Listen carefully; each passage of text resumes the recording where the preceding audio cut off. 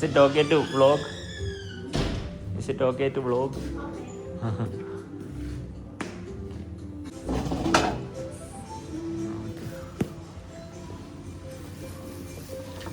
എന്തായാലും നേപ്പാളിലല്ലേ, അപ്പം നേപ്പാളിലെ സ്പെഷ്യൽ ഫുഡ് തന്നെ കഴിക്കാമെന്ന് വെച്ച് ഇതെടുത്ത്. വെജിറ്റബിൾ സെറ്റ് 450 എന്ന് പറയുമ്പോൾ ഇത് നേപ്പാളി റുപ്പിയാണ്. ₹1 എന്ന് പറയുമ്പോൾ 1.6 ആണ് നേപ്പാളി മണി. പിന്നെ ഒരു മസാല ടീ എടുത്ത്. ഇവിടുത്തെ എങ്ങനെ ഉണ്ടെന്ന് നോക്കാം. അതിന്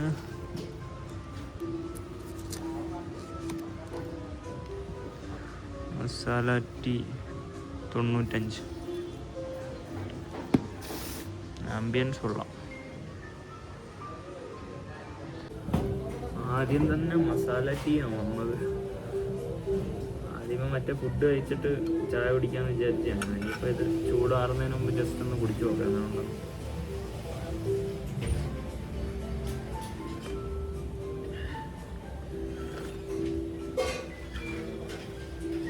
ഷുഗർ ഇടാച്ചിരി കുറച്ച്, കാരണം അത്ര രുചിയില്ല. അത് മാത്രം കുടിച്ചിട്ട്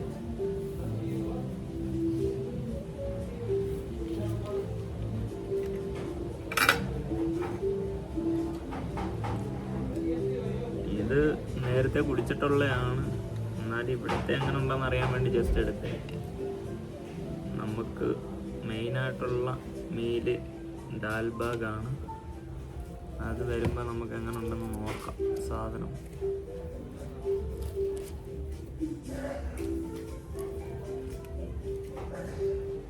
ദാൽ ബാത്ത് കേട്ടോ, താലി സെറ്റ്.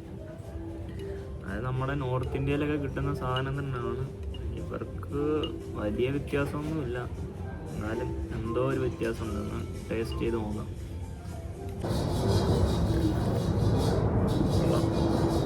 ശരിയുണ്ട്.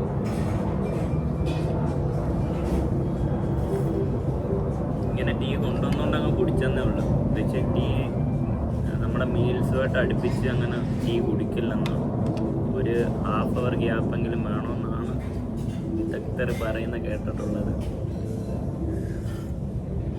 എന്തായാലും ദാൽ ബാത്ത് വരാൻ ടൈം എടുക്കും. അപ്പോൾ ഞാൻ ഇന്ത്യയിൽ നിന്ന് നമ്മൾ നേപ്പാളിലോട്ട് വരാനുള്ള പ്രൊസീജിയേഴ്സ് എളുപ്പം അങ്ങ് പറയാമെന്ന് വിചാരിച്ചു. അപ്പം ആർക്കെങ്കിലും ഹെൽപ്ഫുൾ ആണെങ്കിൽ ആവട്ടെ എന്ന് വെച്ചാൽ.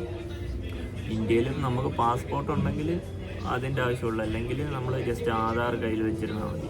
പിന്നെ കുറച്ച് ഫോട്ടോസ് പാസ്പോർട്ട് സൈസൊക്കെ കയ്യിരുന്നാൽ അത്രയും നല്ലത്. എമിഗ്രേഷനിലൊന്നും ഫോട്ടോസ് ആവശ്യം വരത്തില്ല, പക്ഷേ നമ്മൾ ട്രെക്ക് ചെയ്യാനോ അങ്ങനെയൊക്കെ എന്തെങ്കിലും ഉണ്ടെങ്കിൽ നമ്മൾ ഇവിടുന്ന് പേപ്പേഴ്സൊക്കെ എടുക്കണം. അപ്പോൾ നമ്മൾ ഫോട്ടോ കൊടുക്കേണ്ടത്. ചുരുക്കത്തിൽ പറഞ്ഞു കഴിഞ്ഞാൽ നേപ്പാളിൽ വരാൻ ജസ്റ്റ് പാസ്പോർട്ട് അല്ലെങ്കിൽ ആധാർ. ഇന്ത്യൻ സിറ്റിസൻസിന് അങ്ങനെ വിസയുടെ ഒന്നും ആവശ്യം വരുന്നില്ല. ജസ്റ്റ് ഫ്ലൈറ്റ് എടുക്കുക. ഫ്ലൈറ്റ് വരുമ്പോഴാണ് ഇതൊക്കെ ചോദിക്കുന്നത്. അല്ലാതെ സാധാരണ നമ്മൾ ബൈക്കിലോ അല്ലെങ്കിൽ ബൈക്കിലൊക്കെ നമ്മൾ മെയിൻ ബോർഡർ വഴിയൊക്കെ വരുവാണെങ്കിൽ അവർ ചെക്ക് ചെയ്യുക. അല്ലാതൊക്കെ ജസ്റ്റ് കയറിയാലും അങ്ങനെ അത്ര വലിയ സീനൊന്നും ഇല്ല നേപ്പാൾ ഇന്ത്യയായിട്ട്. പിന്നെ ഫ്ലൈറ്റിൽ വരുമ്പോൾ അവരുടെ പോളിസീസ് ഉണ്ട്, അതിനനുസരിച്ച് അവർ ഹാൻഡിൽ ചെയ്യത്തുള്ളൂ. അപ്പം ഒന്നെങ്കിൽ ആധാർ അല്ലെങ്കിൽ പാസ്പോർട്ട്. നേപ്പാളിൽ വന്ന് ആദ്യമേ ഞാൻ ചെയ്തത് സിം എടുക്കാൻ ഇന്ത്യൻ മണി കൊടുത്താൽ മതിയായിരുന്നു. ഇന്ത്യൻ മണി കൊടുത്ത് സിം എടുത്തതിന് ശേഷം തന്നെ ഉടനെ ഇവിടുത്തെ നമ്മുടെ നാട്ടിലെ ഊബർ കണക്കൊക്കെ ഇവിടെ 2 ആപ്ലിക്കേഷൻ ഉണ്ട്. പത്താവോ പിന്നെ ഇൻഡ്രൈവ് എന്ന് പറഞ്ഞ 2 ആപ്ലിക്കേഷൻ ഉണ്ട്. പത്താവോ എന്ന് പറഞ്ഞ ആപ്ലിക്കേഷനിലാണ് നല്ല ഓഫർ വരുന്നത്. അങ്ങനെ സിം ഉണ്ടായതുകൊണ്ട് ഞാനൊരു അക്കൗണ്ട് ക്രിയേറ്റ് ചെയ്തിട്ട് അത് വെച്ച് ബുക്ക് ചെയ്ത് ഞാൻ ഇറങ്ങി അവിടെ നിന്ന് തന്നെ 700-800 രൂപയ്ക്കൊക്കെയാണ് ടാക്സി പറഞ്ഞത്. ഞാൻ ജസ്റ്റ് വെളിയെ ഇറങ്ങി ആപ്ലിക്കേഷൻ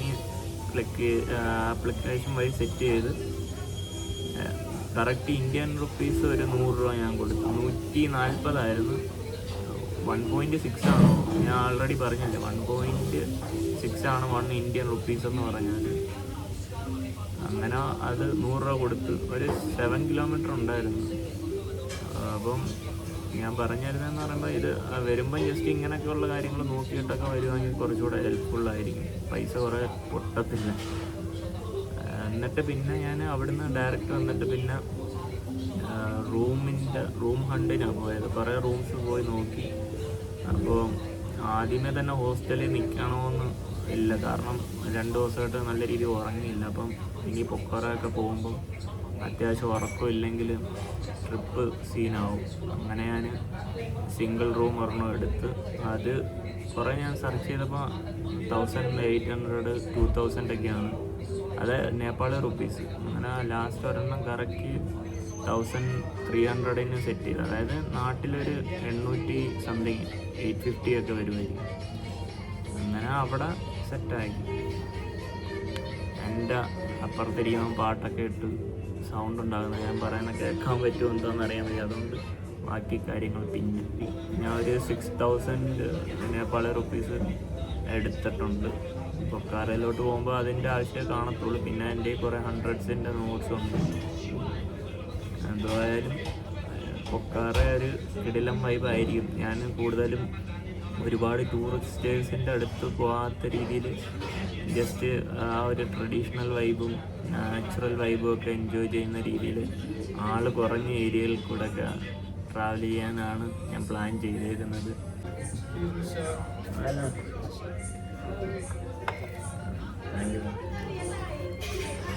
നല്ല ചൂടൊക്കെ ഉള്ള കിടിലം സാധനം വന്നിട്ടുണ്ട് ഗൈസ്.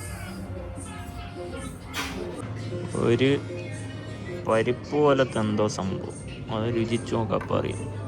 പിന്നെ വെജിറ്റബിൾ ഐറ്റംസ്, പിന്നെ ഒരു ചിരട്ടയുടെ അത്ര ഉള്ള ഒരു പോർഷൻ ചോറ്, പിന്നെ പപ്പടം, പിന്നെ ഇതെന്തോ ചീരയാണോ എന്തോ, പിന്നെ വേറെ ഒരു കറി, പിന്നെ ഇത് തൈരാണ് തോന്നുന്നു. എന്തായാലും എല്ലാം ഒന്ന് ടേസ്റ്റ് ചെയ്യട്ടെ, പറഞ്ഞ ആ സംഭവങ്ങൾ തന്നെ ആണോ എന്ന്. കുറച്ച് ചോറെടുക്കാം.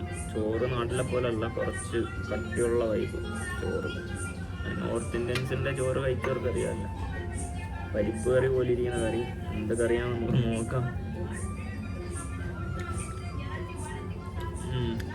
പരിപ്പ് കറി തന്നെ, പക്ഷെ ദാലിൻ്റെ അതിട്ടിട്ട് പരിപ്പ് കറി. പരിപ്പ് തന്നെ പല ടൈപ്പ് ഉണ്ടല്ലോ.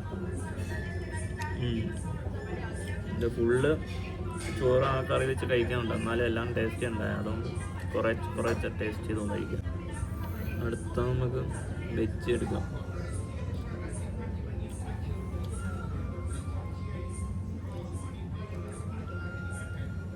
വെച്ച് നല്ല മണമുണ്ട്, നല്ല ചൂടുണ്ട്, ആവി പറക്കുന്നത് കാണാൻ പറ്റുന്നുണ്ടോ വീഡിയോയിൽ. ഇനി നമുക്ക് ഇതെടുക്കാം, ഇതെങ്ങനെ ഉണ്ടെന്ന് നോക്കാം.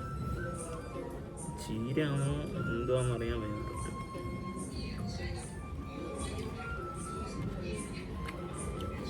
എല്ലാം ചീരയാണ്, വേറെ ഒരു ടൈപ്പ് ചീര പോലെ. ചീര തന്നെ പല ടൈപ്പ് കാണുമല്ലോ, ചെറിയ ടൈപ്പുണ്ട്. ഇനിയൊരു മഞ്ഞ കളറുള്ള ഐറ്റം കൂടെ ഫ്രൈ ചെയ്യാം. എന്താ മീൻകറി പോലെ ഇരിക്കുന്നു, ഭയങ്കര തണുപ്പ്.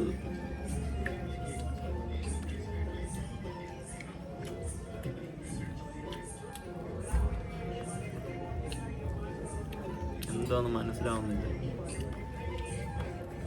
ഒന്നുകൂടെ കഴിച്ചു നോക്കാം.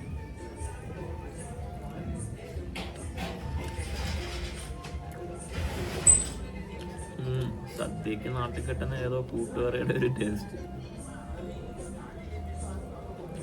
പപ്പടം ഇങ്ങനെ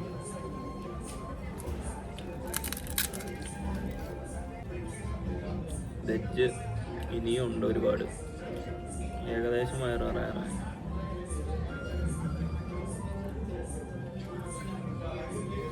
gobi manchuri, carrot, potato, beans, അതൊക്കെയാണ് മെയിൻ.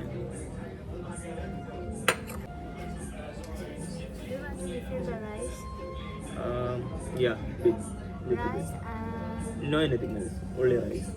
Thank you.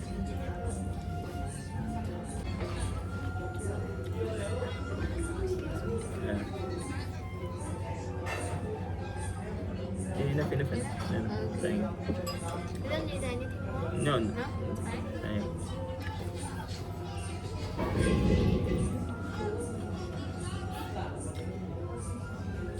ഞാൻ നേരത്തേക്ക് മാറ്റി വെച്ചിരുന്ന ഈ സാധനം ഇല്ലേ, card,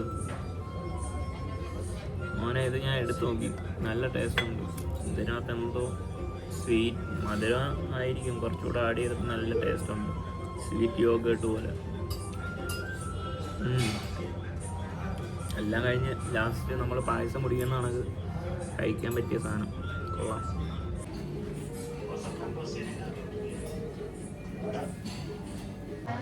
okay, thank you guys. Okay, by.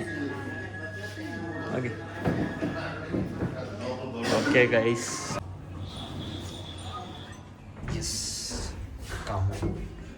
7th പോവോ എന്തോ. 7th പോകത്തില്ല, ക്ലോസ് ആവുന്നില്ലല്ലോ. 7th എത്തിയിരിക്കുകയാണ് ഗൈസ്. സ്പെഷ്യൽ 7th ഏറ്റവും മേളിൽ പോകാൻ ലിഫ്റ്റില്ല, ഇവിടുന്ന് നടക്കണമെന്നാണ് പറഞ്ഞു. ഒന്ന് പോയി നോക്കാം.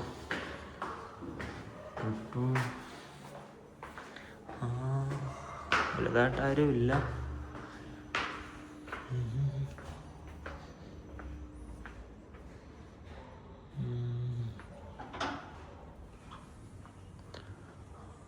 ഇവിടെ അത്യാവശ്യം ഒരു വ്യൂ കിട്ടും.